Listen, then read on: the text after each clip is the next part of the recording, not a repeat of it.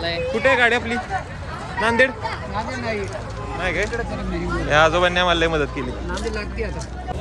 120 kilometre अंतर पूर्ण करून आम्ही आता औंढा नागनाथला पोहोचलोय. 8:15 वाजता निघालेलो. आता बघू शकता तुम्ही 11:15 वाजले. 3 तास लागले अंतर पूर्ण करायला. स्टँड तर चांगलं दिसतंय आणि सांगण्यात आलंय की फक्त अपोजिट बाजूलाच मंदिर आहे. स्टँडमधून बाहेर यायचं आणि समोरच तुम्हाला इथं पाहू शकाल तुम्ही कमान आहे. त्या कमानीतून अजून मंदिर म्हणजे 200 मीटर हार्डली अंतर असेल स्टँडपासून मंदिरापर्यंत. दिशेनं चालत असताना दोन्ही बाजूला तुम्हाला असे काहीतरी शॉपिंग साहित्य. अशीच काय शॉपिंग करणार आहेस का? नाही. गर्दी वाटते. किती वेळ लागेल वाटतं दर्शनाला? तरी अंदाजे 1 तास तर लागू शकेल. आय होप 10-15 मिनिटात दर्शन व्हावं. आशिषची ओळख आहे का इकडं? आण्याचं कोण आहे का? आण्याचे आहेत लोक भरपूर. पुढे चालत आल्यावरती तुम्हाला राणी अहिल्याबाई होळकर यांचा पुतळा पाहायला मिळेल, ज्यांनी या मंदिराचा जीर्णोद्धार केलेला. इथंच लेफ्ट साईडला बॅगा जमा केल्या आम्ही आमच्या, चप्पल सुद्धा.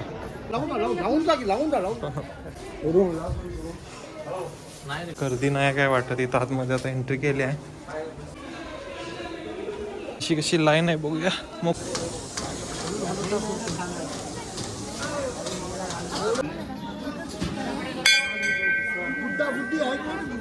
दर्शन जरासं फास्ट झालं अशा सुरू, तर लय स्लो चालू होती लाईन आमची. खतरनाक कोरीव काम आहे.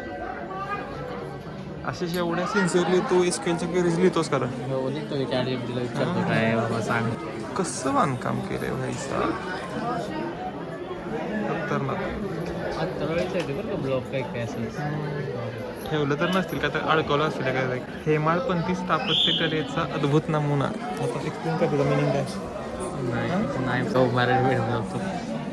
तर हे हेमाडपंथी बांधकाम आहे असं आम्ही वाचलंय, आशिषनं वाचलंय. म्हणजे प्राचीन काळातील लोकांनी जे बांधकाम केलेलं असतं त्याला असं आपण म्हणू शकतो की ते आभार आहे मंदिराचा. मंदिराचं दर्शन अंडरग्राऊंड आहे तिथं, तर कॅमेरा अलाउड नाही आहे, त्यामुळे आतमध्ये काही शूट करू शकणार नाही.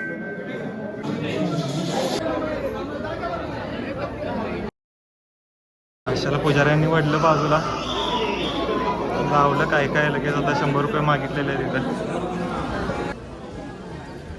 दर्शन झाले आता आमचं इथलं, आणि दर्शन अतिशय सुंदर आणि सुरेख झाले. काय म्हणायचं, दर्शन कसं झालं? दर्शन एकदम मस्त झालं. तर दर्शन घेऊन आता आम्ही प्रदक्षिणा करतोय.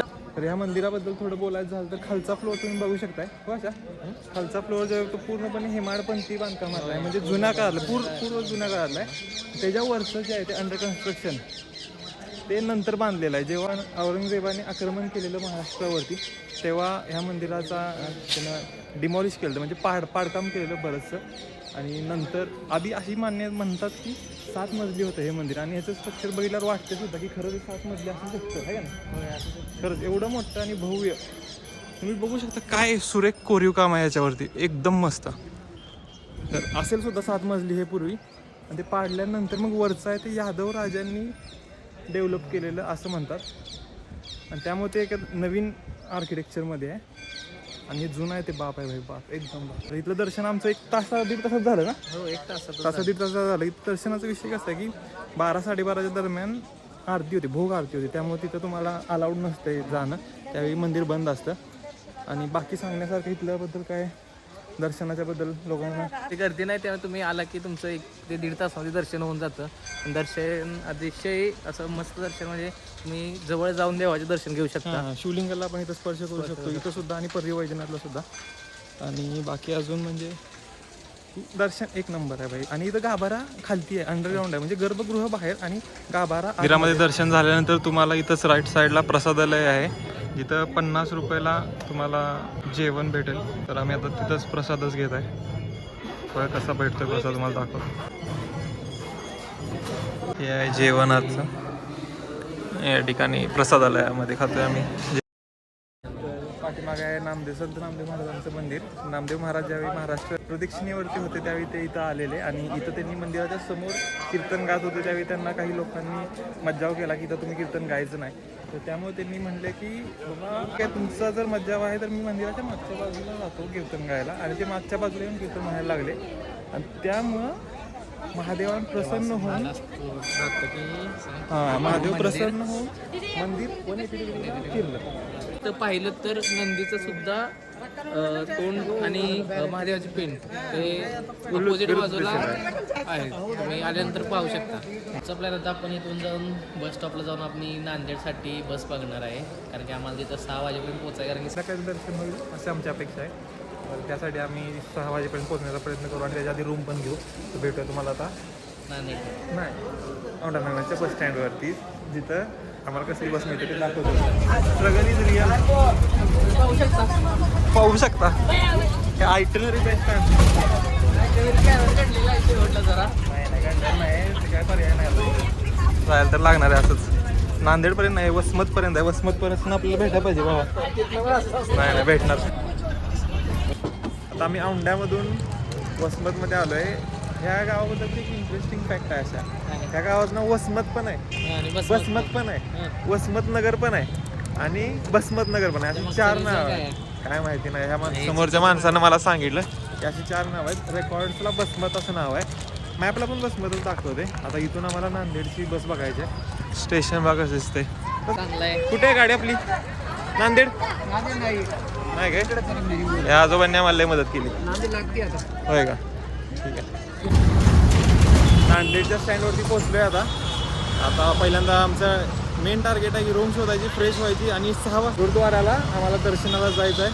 तिथला व्ह्यू चांगला असतो असं म्हणजे, लाईटिंग वगैरे आहे. बघूया, दाखवतो तुम्हाला त्या ठिकाणी. आधी रूम शोधतो आणि नाश्ता करतो. तर रूम सुरू आहे आमची. आम्हाला काही पण 24 आवर्स चेक इन चेकआउट असलं पाहिजे. हे पाहू शकता. स्टे पाहून झालं पाहिजे. आता दुसऱ्या स्टेकडे आयुष्यात सगळ्या माणसांवर विश्वास ठेवा, पण या आशिष देशांवर विश्वास ठेवतो डॉर्मेटरी. अरे पण काय करायचं तसं ठिकाणा. 4000 रुपयाला रूम म्हणले आम्हाला इथं, तिथं आम्ही 1600 रुपयाची चांगली एकदम भारी रूम सोडून आले. का तर फ्लॉरेन्सला चांगल्या रूम आहेत. नाव काय होतं? आता नाव पण आठवत नाही तिथलं. गुरुकृपा काय होतं. चला आता परत तिकडं. त्याच्यावर काय विश्वास ठेवतो मी आयुष्यात काय समजेना. चला परत 1 किलोमीटर चालू एकदा सुरू आहे अजून शोधायचं. Thanks to this man. अथक मेहनतीनंतर आम्हाला रूम भेटलेली आहे. चांगल्या 1200 रुपयेमध्ये रूम भेटले. चांगली रूम आहे, वायफाय पण स्ट्रॉंग आहे असं कळतंय. तर चेक करून सांगू तुम्हाला. चेक करून सांगू. 1600 रुपयापेक्षा 1200 रुपये पण बेटर आहे. आता आशिष 400 रुपये आम्ही आता फूडसाठी आम्ही. हे आहे आमची आजची छोटीशी रूम. 1200 रुपयामध्ये चांगला वॉशरूम आहे आणि 2 बेड आहेत. बेड आहे तुम्हाला आता डायरेक्ट गुरुद्वाराच्या रोडला. रेडी वगैरे होतो, फ्रेश होतो. नांदेडच्यासाठी खूप फेमस आहे त्या गुरुद्वारात आम्ही आता भेट द्यायला चाललो आहे आणि वेळ झालेली आहे 6:45. आज जरा लेट झालाय, पण तरी पण आपल्याला काही चांगलं बघायला भेटेल. खूप सो हे 24 तास चालू असते असं मी मॅपवरती पाहिलं. हे नाही तर भेटूया आता इथं गेल्यानंतर गुरुद्वाऱ्यात. गुरुद्वारा साईडला जाऊन आलेलो आहोत आम्ही आणि आतमध्ये काय ब्लॉक करून दिला नाही, त्यामुळे केला नाही. आम्ही सुद्धा त्यांचे रूल्स फॉलो केले. उगाच म्हटलं काय लढतोय नको, त्यामुळे आज काय घ्यायचं नाही. फोटो घ्यायची परमिशन होती थोडी, ते फोटो घेतले ते अटॅच करून आधी ह्या स्पॉटच्या. आणि आता आम्ही जेऊ आणि आमच्या रूमवरती जाऊ. आलं आता हे आहे आजचं आमचं रेस्टॉरंट. अरे आमची ऑर्डर आता सुरू करतो. भेटूया तुम्हाला आता डायरेक्ट हॉटेलमध्ये. आता आज सकाळपासूनची जर्नी नांदेडच्या हुजूर साहेब गुरुद्वाऱ्याचं दर्शन घेऊन झालेली आहे पूर्ण. तरी खूप छान झाली ट्रिप. सकाळ सकाळी पहिल्यांदा परिवजनाचं दर्शन झालं, नंतर औंढानागनाचं दर्शन झालं. तुम्ही सगळं पाहिलंच आम्ही कसं कुठून काय काय केलं. एकदम मस्त झाली. आता नांदेडमध्ये उद्या संध्याकाळी 6:20 वाजताची ट्रेन आहे. मी पिंपरी चिंचवडला उतरेल, आशिष पनवेलला जाईल. तर खूप मस्त ट्रिप झाली. तुम्हाला आम्ही काय काय माहिती प्रोव्हाइड करण्याचा प्रयत्न ह्या ब्लॉगमध्ये करण्याचा प्रयत्न केला. काही चुकीचं झालं असेल, आमचा फर्स्ट टाइम होता अशी माहिती प्रोव्हाइड करायची, तर सॉरी त्यासाठी. तर तुला कशी झाली ट्रिप? ट्रिप एकदम मस्त झाली.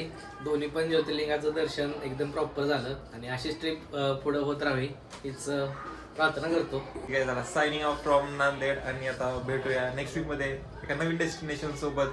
Bye bye.